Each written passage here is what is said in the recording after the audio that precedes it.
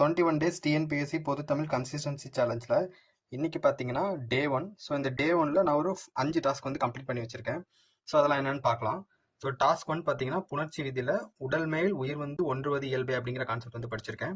And task 2ல் பார்த்தீங்கன்னா unit 7ல இருந்து ஊவேசா டாபிக் வந்து படிச்சிருக்கேன். அண்ட் டாஸ்க் 3ல திருக்குறள் வந்து டெய்லியும் நான் 5 திருக்குறள் படிக்கணும் அப்படின்னு சொல்லியிருந்தேன். அந்த திருக்குறளை இன்னைக்கு நான் எடுத்திருக்க அதிகாரம் பார்த்தீங்கன்னா கல்வி அதிகாரம். ஸோ அதில் ஃபர்ஸ்ட் 5 திருக்குறள் வந்து படிச்சிருக்கேன்.